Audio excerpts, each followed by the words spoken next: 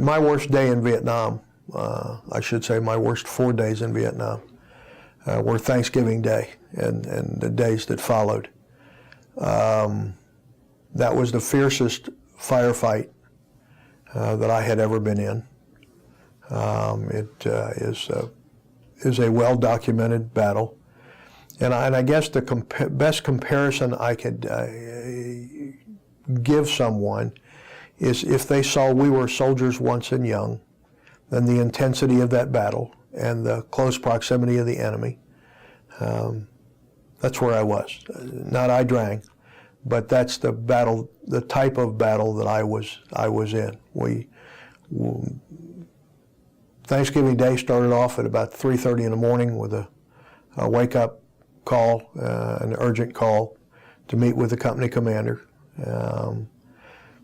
The brigade had intercepted a radio signal from an NVA unit, and most intelligence that we got was pretty old.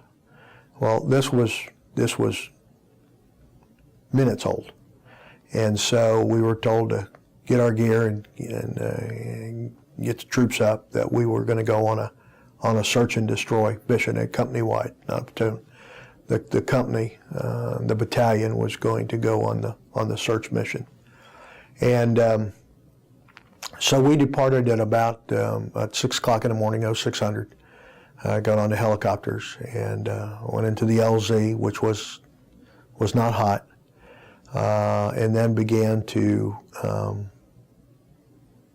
move forward in search of the enemy. And probably shortly after light, might have been 7 or 7:30, I heard a shot to my left. My unit was on the extreme right flank, and I heard a shot, then another shot, and I radioed the commander and said, "Is that incoming fire?" And he said, "Yes, it is."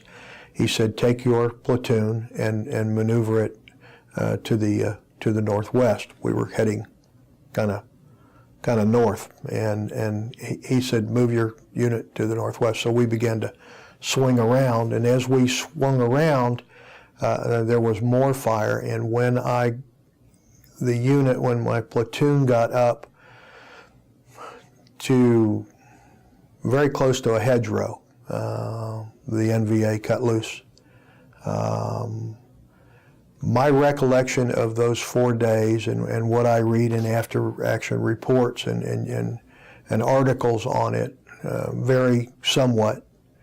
The initial barrage, 4 of my men were killed, 10 of my men were wounded.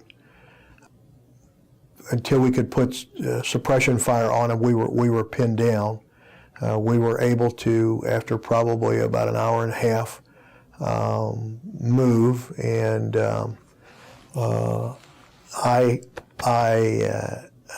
received a Bronze Star with Valor. I knew if we stayed where we were all going to be killed. So I took off to get behind some other cover. And the way the company medic has told me, and the way I remember talking to my platoon sergeant and my medic about it afterwards, is that it looked like I was going across the street. They said I moved to the edge of the rice paddy, and I looked left and I looked right, and then I just took off. And I thought I told them to follow me. They said, no, I didn't. But they did say, my radio operator said to the platoon sergeant, "Where's he going?" And my platoon sergeant said, "I don't know, but we better go with him."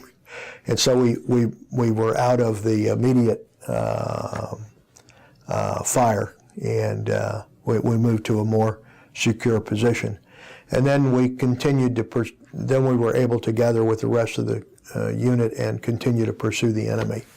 The statistics of how many killed and how many wounded are in articles. One of the things that was said to me on Thanksgiving night was the brigade commander. I didn't know who he was at the time. He was a full colonel. Came up to me and he put his hand on my shoulder and he said, "Lieutenant, I'm proud of you." And I thought to myself, that's the dumbest thing I ever heard. We have just been in a horrific firefight, and I've lost. I started the day, as I remember, with 24 men, and I ended the day with 6. How somebody could put their hand on my shoulder and say they're proud of me, I didn't understand. I have come to understand